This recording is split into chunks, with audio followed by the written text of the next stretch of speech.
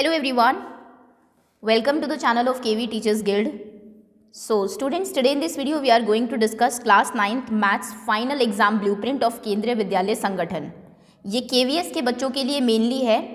इससे पहले मैं आपको लास्ट ईयर का पेपर भी दिखा चुकी हूँ. लास्ट ईयर तक जो ब्लूप्रिंट था KV का मैथ्स का वो भी एक्सप्लेन कर चुकी हूँ. इस बार जो चेंजेस हुए हैं उसको पूरे को डिस्कस करेंगे. डिलीटेड सिलेबस भी देखेंगे, किस तरीके से प्रिपरेशन करनी है, थोड़ी सी उसकी स्ट्रैटेजी भी बनाएंगे.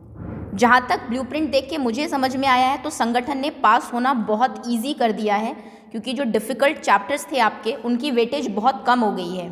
जैसा कि आप इसमें देख सकते हैं, लीनियर इक्वेशन इन 2 वेरिएबल्स बहुत छोटा चैप्टर है.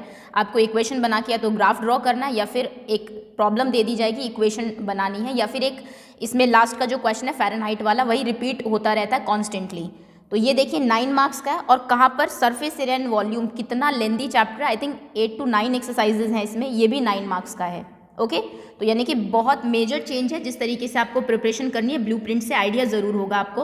और इसके बाद एक और इम्पॉर्टेंट चीज़, इसके बाद मैं आपको जो संगठन का सैम्पल पेपर है वो भी हम लोग डिस्कस करने वाले हैं, क्योंकि ये जो आए हैं आपके कि वर्ड प्रॉब्लम्स आपको दी जाएगी. जैसे कि 10th में इस बार है कि स्टडी टाइप क्वेश्चंस होंगे, तो किस टाइप के वो क्वेश्चंस होंगे, कैसे उनको अटेम्प्ट करना है, that I am going to explain in next video. एक ही में करते तो ये बहुत लेंदी हो जाता, दैट इज़ वाई.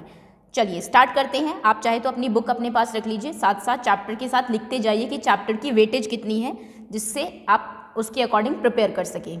पहला चैप्टर है आपका रियल नंबर्स.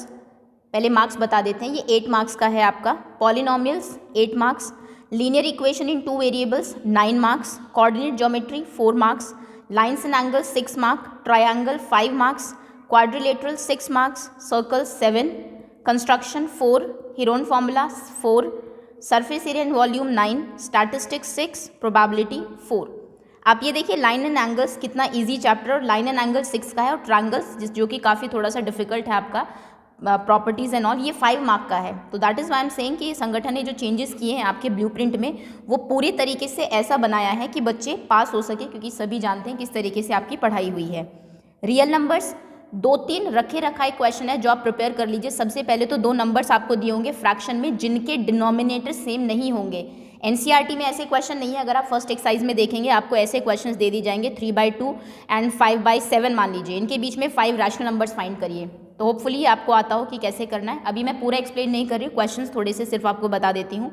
सेकंड क्वेश्चन आपका ऐसा आएगा, कोई भी आपको डेसिमल में बार वाला एक क्वेश्चन होगा, दोनों के ऊपर बार, सिंगल के ऊपर बार, उसको p/q की फॉर्म में कन्वर्ट करना होगा. ये भी रखा है क्वेश्चन है. तीसरा आपका एक रैशनलाइजेशन का क्वेश्चन होगा. अब रैशनलाइजेशन में क्वेश्चंस की डिफिकल्टी लेवल क्या होगा वो डिपेंड करता है रीजन टू रीजन. इसमें क्योंकि रैशनलाइजेशन में जैसे मैंने आपको लास्ट ईयर पेपर दिखाया था, अच्छा खासा क्वेश्चन भी बन सकता है. अगर ईजी पेपर सेटर है तो फिर वो आपको सिंपल ऐसे भी दे सकता है कि ये लीजिए, इसको √7 - 2 है मान लीजिए, इसको रैशनलाइज कर दीजिए. और एक जो इसकी लास्ट एक्सरसाइज है इस चैप्टर की, उसको आप प्रिपेयर कर लीजिए. बस दैट्स ऑल. इसके अलावा इस चैप्टर में आपको कुछ नहीं करना है. और ये देखिए 8 मार्क का चैप्टर है आपका. सेकंड चैप्टर पॉलिनोमियल अगर मैं कहूँ तो थोड़ा सा मुश्किल है, स्पेशली लास्ट एक्सरसाइज. और सेकंड लास्ट एक्सरसाइज जो है आपकी, जहाँ पर लास्ट क्वेश्चन जो है उसमें क्यूबिक वाला, जिसमें कि आपको पहले डिवीजन करनी होती है, उसके बाद क्वेश्चन के फैक्टर्स करके 3 ज़ीरोज़ निकालने होते हैं. तो इसमें तो आपको प्रिपरेशन कैसे करनी है, इसका मैं आपको डिलीटेड सिलेबस एक बार दिखा देती हूँ, क्योंकि इस चैप्टर में थोड़ी सी कन्फ्यूजन है आपको. ये देखिए, इसमें जो लास्ट एक्सरसाइज है आपकी, उसका क्वेश्चन नंबर 11 से स्टार्ट करिए. ये आउट ऑफ सिलेबस है इस बार, क्योंकि x³ + y³ + z³ - 3xyz ये फॉर्मूला हटा दिया है, बिकॉज 10th में भी बहुत ज़्यादा यूज़फुल ये नहीं है. एक्चुअली सिलेबस डिलीटेड वही किया है CBSE ने, जिसका जो 10th में बहुत यूज़फुल नहीं होगा आपके लिए. सेकेंड, अगर ये क्वेश्चन नहीं है तो ऑब्वियसली ये भी नहीं होगा, क्योंकि इसके प्रूफ के लिए आपको इसकी ज़रूरत पड़ेगी. ये भी नहीं होगा. ये भी क्वेश्चन मुझे लगता है 14 भी नहीं आने चाहिए, बिकॉज इसकी भी डेरिवेशन कहीं ना कहीं इसके ऊपर डिपेंडेंट है. तो कहने का मतलब है सिर्फ 11, 12, 13, 14 यही आपका डिलीटेड सिलेबस है. इसके अलावा कुछ डिलीटेड नहीं है. वो जो फर्स्ट है कि मोटिवेट करिए और स्टेट करिए रिमाइंडर थ्योरम को, स्टेटिंग द रिमाइंडर थ्योरम, वो पहले भी इतना नहीं आता था. बाकी चैप्टर में और कुछ डिलीट नहीं है, डिलीटेड नहीं है. ये चैप्टर की मेहनत ज़्यादा है लेकिन वेटेज कम है, तो आप चाहो तो बाद में इसको रिवाइज कर सकते हो. लेकिन ये चैप्टर 10th क्लास के लिए करना बहुत इंपॉर्टेंट है. प्रॉपरली इसको छोड़ के मत जाइएगा, अदरवाइज 10th के हर चैप्टर में आपको प्रॉब्लम आने वाली है. ओके, सो सेकंड का ये आपका डिलीटेड पोर्शन है. Next, linear equation in 2 variables. ये 9 मार्क का चैप्टर है आपका. इस चैप्टर को बिल्कुल भी मत छोड़िएगा. प्लस करना भी इसके कॉन्सेप्ट को समझ के, क्योंकि इस चैप्टर से एक केस स्टडी भी आने वाली है। कहने का मतलब है ये क्वेश्चन आपकी बुक से नहीं होगा ऑब्वियसली, और केस स्टडी आप तभी अटेम्प्ट कर सकते हैं जब आपको बेसिक थोड़ा सा क्लियर हो कि क्या ये चैप्टर कहना चाह रहा है। वैसे भी 10th क्लास में भी आप जाएंगे तो फोर्थ चैप्टर यही है आपका, third chapter linear equation in 2 variables. तो इसको कर लेना, कुछ नहीं है, ग्राफ बनाना आना चाहिए आपको, 2x + 3y = 12 समथिंग, या फिर 2 इक्वेशन दे देंगे, दोनों का ग्राफ कहाँ पर मिलेगा। उसके बाद जो लास्ट एक्सरसाइज में आपके कुछ प्रॉब्लम सम्स है उनको देख लेना। इसमें कुछ खास डिलीशन है नहीं, बस ये है कि रेशियो एंड प्रोपोर्शन के बेसिस पर जो प्रॉब्लम सम्स हैं आपके, आई थिंक एक क्वेश्चन है जिसमें 2 गर्ल्स कुछ कंट्रीब्यूट करती है अमाउंट इस रेशियो में, इक्वल रेशियो में, व्हाटएवर जो भी है, तो वो क्वेश्चन बस डिलीट हुआ है, बाकी कोई डिलीशन नहीं है। इसमें एक और बता दूं कि लास्ट जो क्वेश्चन है आपका फ़ारेनहाइट और सेल्सियस जिसमें आपको चेंज करने का है, वो क्वेश्चन इंपॉर्टेंट है। उसके बाद एक और जो क्वेश्चन है आपका जिसमें कि टैक्सी चार्जेस वाला है, टैक्सी वाला क्वेश्चन बहुत इंपॉर्टेंट है आपका, क्योंकि इसमें से एक 4 मार्क का क्वेश्चन आने वाला है, ऐसे भी आएगा आपका 2 मार्क का, उसके बाद 3 मार्क का आएगा आपका। तो 2 और 3 में क्या बन सकते हैं, ग्राफ ही बन सकता है और एक आपका वर्ड प्रॉब्लम बन सकती है। तो ये कुछ क्वेश्चंस इसके बहुत अच्छे से प्रिपेयर कर लीजिएगा। कोऑर्डिनेट ज्योमेट्री बेसिक समझ लेना, बिकॉज इसमें से सिर्फ केस स्टडी है, आपकी बुक का कोई क्वेश्चन इससे नहीं आएगा। Again I am saying chapter के बेसिक्स क्लियर होने चाहिए आपको, बुक से एक एक क्वेश्चन करना नहीं है। ये ब्लूप्रिंट समझना बहुत ज़रूरी है if you want to score good marks. आपको पूरे चैप्टर की रिवीजन इसमें से नहीं करनी है, बेसिक्स देख लेना, किस क्वाड्रेंट में लाई करती हैं चीज़ें, किस तरीके से आपके जो ये है कोऑर्डिनेट कितने प्लेन्स होते हैं, कैसे डिस्ट्रीब्यूट होता है, थोड़ी सी इसकी जो लैंग्वेज है, थोड़ी जो इसमें आपको स्टोरीज दी हुई है चैप्टर में आगे, वहाँ से इसको देख लेना, थ्योरी कर लेना थोड़ी सी, बस that's all. Lines and angles, again इसमें जो टॉपिक्स हैं कोई डिलीट नहीं है, लेकिन चैप्टर भी ये बहुत इजी है। मुझे नहीं लगता कि इस वाले चैप्टर में आपको ज्योमेट्री में जिस बच्चे को प्रॉब्लम है, भले ही इसमें कोई प्रॉब्लम आपको 6 मार्क्स ऑलमोस्ट रखे रखाए आएंगे। एक क्वेश्चन आएगा आपका 5 मार्क का, लॉन्ग आंसर क्वेश्चन है, तो उसी के अकॉर्डिंग प्रिपेयर करना।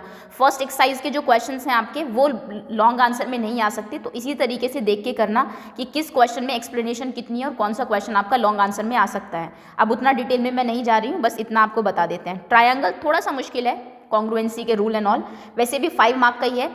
आप चाहो तो सिर्फ कॉन्ग्रुएंसी के रूल पढ़ लेना, अगर मैथ्स किसी की बहुत अच्छी नहीं है, सिर्फ उनके लिए है। अगर आप अच्छे हैं मैथ्स में तो फिर तो कोई प्रॉब्लम है ही नहीं, आप सभी करके चलिए। बट ट्रायंगल्स आप चाहो तो छोड़ सकते हैं, क्योंकि अगेन आई एम सेइंग मेहनत ज़्यादा है और आपका इसमें वेटेज थोड़ी सी कम है। इसमें थ्योरम्स के प्रूफ सिर्फ डिलीटेड हुए हैं, उसके बाद ASA का जो कॉन्ग्रुएंसी रूल है वो गया है। Okay, next. और एक सेकेंड, हाँ, इसकी लास्ट एक्सरसाइज डिलीट हुई है, दैट इज़ इंपॉर्टेंट, क्योंकि उस एक्सरसाइज में वैसे भी बच्चों को बहुत प्रॉब्लम होती है। जो इनइक्वालिटीज़ वाली है आपकी, प्रूव करिए बी साइड ग्रेटर है AD से, समथिंग कुछ ऐसी जो लास्ट एक्सरसाइज है इसकी वो डिलीटेड है, इसकी उसको हटा दीजिएगा। नेक्स्ट, क्वाड्रिलेटरल, अगेन मेहनत का, और जो आने वाला एग्जाम में उसका रेशो फिर से बहुत कम है, 6 ही मार्क का चैप्टर है, और क्वाड्रिलेटरल थोड़ा सा मुश्किल चैप्टर है समझने के लिए जिन बच्चों को, क्योंकि ज्योमेट्री थोड़ी सी कई बच्चों की वीक होती है। अगर आपको अच्छे समझ में आती है तो आप बिल्कुल कर लीजिए, कोई डिलीशन नहीं है इस चैप्टर में, सभी टॉपिक्स आ रहे हैं। नेक्स्ट है आपका सर्कल्स।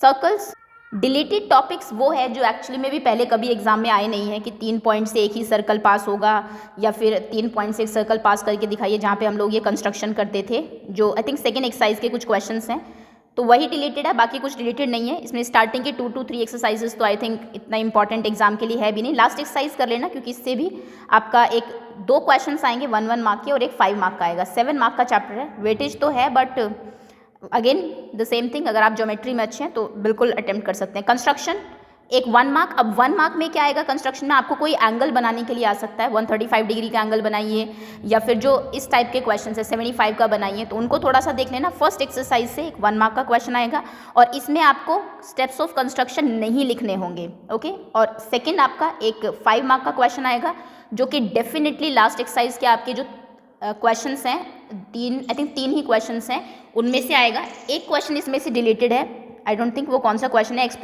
xy + yz + zx = 11 वाला जो क्वेश्चन है वो नहीं आएगा, वो आपके सिलेबस से डिलीटेड है। तो कंस्ट्रक्शन मत छोड़ के जाइए बिल्कुल भी, 5 नंबर बिल्कुल फ्री के हैं, दोनों के दोनों कंस्ट्रक्शन के ऑलमोस्ट स्टेप्स भी सेम ही हैं जो आपके, चाहे आपको 2 साइड का सम दिया हो चाहे डिफरेंस दिया हो, और 7 मार्क्स का चैप्टर है ये। Okay, next Heron formula, very easy chapter, और इससे बेसिक कॉन्सेप्ट थोड़ा सा समझ लेना। अब यहाँ से एक और देखिए, हेरोन फॉर्मूला के बुक के क्वेश्चंस बिल्कुल मत करना, सिर्फ टॉपिक समझ के जाना, क्योंकि इससे आने वाला है केस स्टडी का क्वेश्चन, बस एक।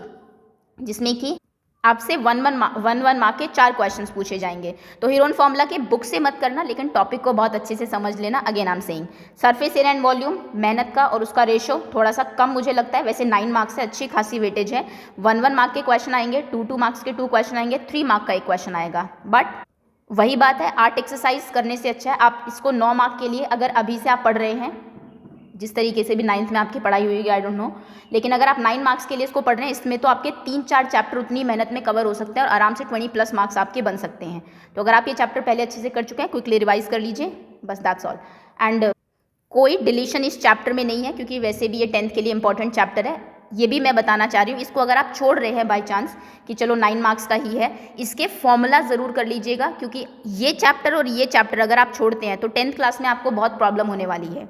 नेक्स्ट स्टैटिस्टिक्स, इसमें हिस्टोग्राम जिसमें लेंथ आपको चेंजेस दी होती थी, ये एक्चुअली थोड़ा सा डिफिकल्ट क्वेश्चन होता था आपका कि 10 to 20 दी हुई है, उसके बाद 20 to 40 दे दी, 40 to 45, जहाँ पे आपको पूरी फ्रीक्वेंसी टेबल चेंज करनी पड़ती थी, जो उसकी वैल्यू है फ्रीक्वेंसी की अपॉन में जो उसका क्लास इंटरवल है इनटू लोएस्ट क्लास इंटरवल, ये हट गया है। तो अच्छा खासा वो हुआ है। फ्रीक्वेंसी पॉलीगन हट गया है, जिसमें कि आपको डॉट्स को ज्वाइन करना होता था। Mean median mode of ungrouped data हटा है, ध्यान रखना। ऐसा क्वेश्चन आपको आ सकता है कि 10 0 marks, 10 marks, 20 marks, 30 marks, 40 marks, मान लीजिए 0 मार्क्स आए हैं 2 स्टूडेंट्स के, 10 मार्क्स आए हैं 3 के, 20 आए हैं 5 के, 40 आए हैं 7 के, 30 आए हैं 7 के, 40 आए हैं 2 के। इसका मीन निकालिए, ऐसा क्वेश्चन आ सकता है। कहने का मतलब है आपकी एक्सरसाइज का सिर्फ लास्ट क्वेश्चन इंपॉर्टेंट है, लास्ट एक्सरसाइज का लास्ट क्वेश्चन ओनली, क्योंकि अनग्रुप्ड डेटा जो है, जिसमें ग्रुप नहीं है डेटा, वो इसमें से डिलीटेड है इस बार। ओके, 5 नंबर का एक क्वेश्चन आने वाला है। मुझे लगता है कि एक ही क्वेश्चन आपको दे दिया जाएगा, मीन मोड मीडियन तीनों निकालिए इस टाइप से, बाकी इससे कुछ और एज सच क्वेश्चन बनता नहीं है 5 मार्क का। या तो फिर वही सिंपल हिस्टोग्राम आपसे पूछा जाएगा, क्योंकि पॉलीगन भी हट गया, या फिर सिंपल आपसे जो बार ग्राफ है वो पूछ लिया जाएगा। ओके, नहीं, एक क्वेश्चन और बन सकता है इससे, आपका जो पाई चार्ट है वो बनाने के लिए आ सकता है, क्योंकि वहाँ पे आपको थोड़ा सा चेंजेस करने होते हैं, परसेंटेज, डिग्री एंड ऑल, पहले रेशो निकालते हैं फिर डिग्री निकालते हैं, तो वो क्वेश्चन 5 मार्क में बन सकता है, या तो फिर मीन, मोड और median, that's all. And last but not the least, probability हमेशा ही मार्क्स आपको दिलाती है, कुछ डिलीटेड नहीं है, और 4 नंबर का क्वेश्चन है। लेकिन अगेन इससे एक केस स्टडी का क्वेश्चन आएगा, तो बुक के क्वेश्चन आप देख लीजिए, समझने ज़रूरी है, क्योंकि प्रोबेबिलिटी का बेसिक आपको क्लियर होगा तभी आप वो क्वेश्चन अटेम्प्ट कर पाएंगे, लेकिन बुक का क्वेश्चन नहीं होगा वो। ओके, तो ये था आपका सिलेबस, थोड़ा सा क्लियर हुआ होगा माइंड में किस तरीके से आपको अभी आगे मैथ्स में पढ़ना है। एक और इम्पॉर्टेंट चीज़, इसके बाद मैं सैम्पल पेपर का जल्दी ही वीडियो अपलोड कर दूंगी, उसको ज़रूर देख लीजिएगा, उससे और अच्छे से क्लियर आपको हो जाएगा, प्रिपरेशन का भी पता लग जाएगा, चैप्टर्स, टॉपिक्स सभी रिवाइज हो जाएंगे। So that's all students, thank you so much for watching and all the best for your exams.